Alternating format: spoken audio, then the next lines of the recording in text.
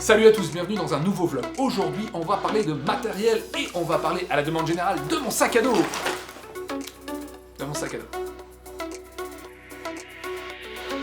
Bouya, voilà, le sac est là. J'ai vraiment hésité entre vous parler de ce sac et vous parler de ma lessive. Mais j'ai vraiment hésité.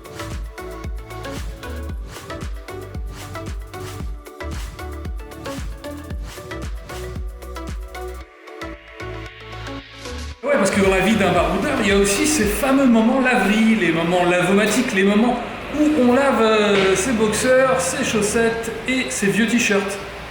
Mais revenons plutôt à notre sac à dos. Alors ça, c'était il y a 2 jours, j'étais parti pour enchaîner directement sur le test du sac. Et puis le boulot m'est tombé dessus comme pas permis, du coup j'ai dû travailler d'arrache-pied. Et ensuite, je suis allé voir mon pote Alex Jumelin, que je vous conseille de suivre sur Instagram, sur tous les réseaux. J'ai mis son lien. Le lien de son Insta en dessous, là, dans la description de la vidéo. Alex, je suis allé faire un tournage chez lui pendant 2 jours. Il vient d'ouvrir une école de flat, de BMX flat. C'est juste un truc de gueudin, c'est magnifique.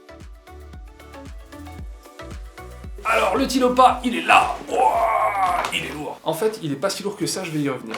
Je vous rappelle que je reviendrai plus tard sur le service après-vente et sur la garantie de chez F-Stop. Parce que le mien, il s'est déchiré là, au bout de 2 sorties.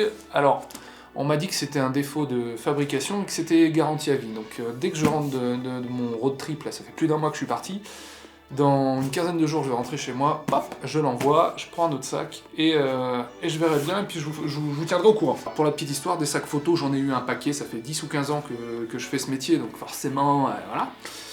Et l'année dernière, je suis allé tourner des émissions sur le Freeride World Tour, donc compétition de freeride, et j'ai fait un sujet sur Dominique Dauer et Jérémy Bernard, qui sont les 2 photographes officiels du Freeride World Tour. C'est 2 Français qui travaillent en Suisse et qui sont juste ultra bons, ultra talentueux. Pareil, je vais vous mettre des liens sur leur Insta et puis vous pourrez voir leur site et tout. Et c'est des vrais bons gars, ils sont ultra bons techniquement, humainement, c'est des crèmes. Et donc ces mecs-là sont sponsorisés par F-Stop. Et ils m'en ont fait l'article, évidemment, on a causé hors caméra entre professionnels de l'image. Et ils m'ont vraiment vanté les sacs F-Stop, notamment pour aller skier, parce que quand on va tourner sur des skis, quand on se travaille 20 kg sur le dos, il faut quand même avoir du bon matériel et pas être trop déséquilibré, notamment dans les virages.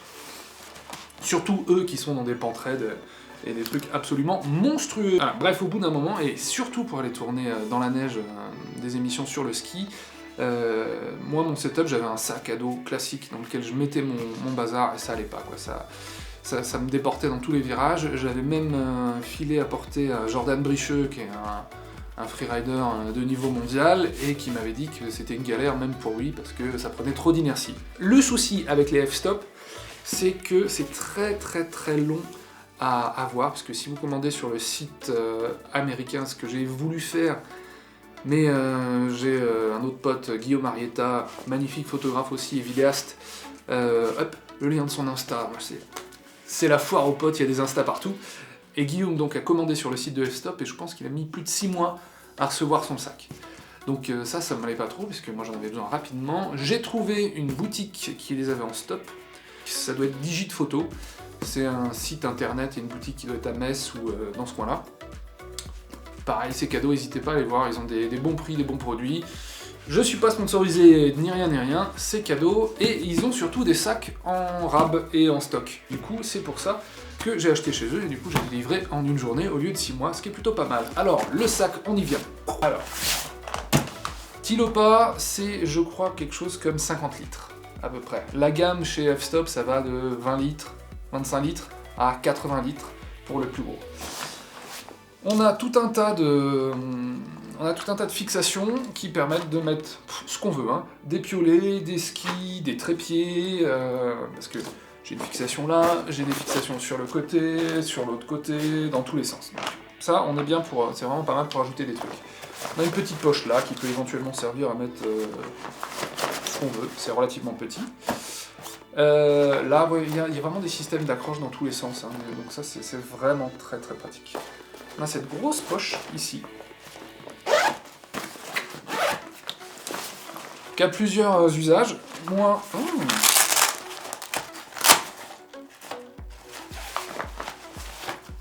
Ah, on a une poche là. On a une poche dans la poche que je viens de découvrir. Ouais, je connaissais pas. Donc il y a vraiment beaucoup de poches. Moi je mets surtout voilà, des gorillapodes, des petits trépieds, tout ça ici. Mon Osmo. Quand je pars en ski en freeride, c'est là que je mets ma pelle. Ça rentre, hein, une pelle de freeride démontée, il n'y a pas de souci. Donc cette poche extérieure, elle est pas mal.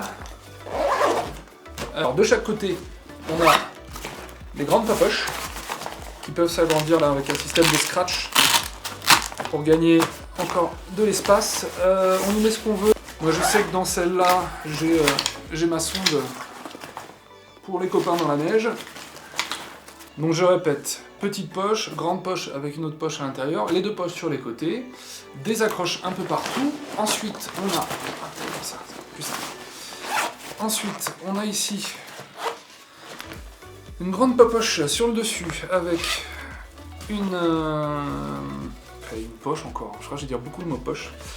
Une poche avec fermeture éclair, donc ça peut servir à mettre des papiers, des trucs comme ça. On a quelque chose pour accrocher les clés, ce qu'évidemment je ne ferai pas parce que j'aime pas ça. Une autre poche avec des scratchs, enfin c'est des petits filets, c'est pas mal. Bon là on va pas y mettre du matériel de tournage, là j'ai quand même un micro, j'ai des piles. Voilà, c'est plutôt pour mettre les lunettes, tout ce qui doit être relativement protégé parce que fragile, donc c'est sur le dessus. Et ensuite, on ouvre le compartiment principal. Alors là, évidemment, j'ai du matos. On va pas s'arrêter là. Le compartiment principal, on a là encore un espace en filet avec une fermeture pour mettre tout ce qu'on veut, du bazar. Ici, est-ce que vous voyez bien ? Hop. Ici, là, on a un espace pour mettre l'ordinateur jusqu'à un 15 pouces. Un 15 pouces qui du coup va venir là, donc ça vous tape pas dans le dos, et puis il est bien protégé. Mais le gros intérêt de ces sacs, c'est ce qu'ils appellent les ICU. Les ICU, c'est des compartiments de différentes tailles qui peuvent se retirer des sacs. Exemple, vous avez chez vous tout un paquet de ces compartiments. Alors, mettons que le sac il doit valoir entre 300 et 400 balles, je sais plus exactement. Un compartiment, ça vaut entre 50 et 100 balles dans ces eaux-là. Et en fait, vous pouvez imaginer très bien avoir un compartiment avec dedans tous vos objectifs ou ce qu'il faut pour un certain type de tournage. Vous faites photo et vidéo, il y a le compartiment photo, le compartiment vidéo, et vous mettez dans le sac l'un ou l'autre, par exemple. Chacun fait comme il veut. Donc, on a un espace ici, on peut mettre un compartiment, moi je ne l'ai pas fait, parce que ça me permet de mettre du bordel, en l'occurrence mon 100-400, les micros, des fringues, souvent, hein, quand on va à la neige. Je finis le tour, devant il y a des bonnes bretelles, bon la mienne est cassée, hein, on en a déjà parlé, qui se règlent, qui sont vraiment tip top, avec pareil, des accroches dans tous les sens, idem au niveau de la taille. Jusqu'à présent, ça fait un mois que je me trimballe avec quasiment tous les jours, avec entre 20 et 25 kg, sur des skis, à pied, j'ai pas mal du tout, j'ai jamais eu mal, alors que je me suis niqué le dos plus d'une fois avec des sacs photos. Là, il est renforcé, il y a un cadre en acier, c'est rigide, c'est collé au dos, et il y a ici sur la porte que vous voyez là, c'est rembourré, donc ça fait pas mal, et ça protège le matos et ça protège le dos. Donc vraiment, en termes d'ergonomie, on est pas mal du tout. Voilà. Donc quand j'ouvre ici, est-ce que tu vois bien? Quand j'ouvre ici, là, j'ai des petits rangements pour mettre des câbles, des stylos, ce qu'on veut. Là, encore une poche pour mettre du bazar. Et donc un ICU, que tu peux voir là, il est beau l'ICU, où j'ai mis mon bazar. L'intérêt, il y a un gros intérêt pour moi dans cette technologie, dans cette tech, et c'est pour ça vraiment que je suis allé vers ce modèle-là, c'est que je prends beaucoup l'avion.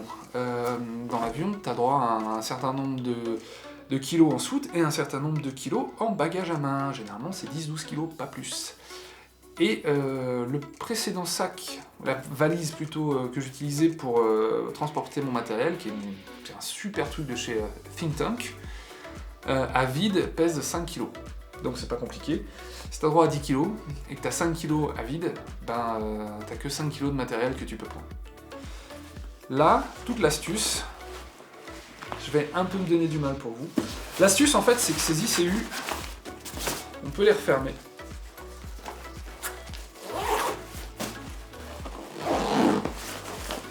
Indépendamment du sac. On peut les décrocher du sac. C'est facile à décrocher, c'est un peu galère à remettre en place. Mais pour toi YouTube, pour toi je fais ça. C'est cadeau, cœur avec les doigts.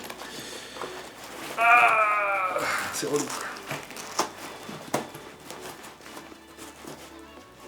Voilà, il y a tout un système, ça tient en place. Et donc, je sors le sac.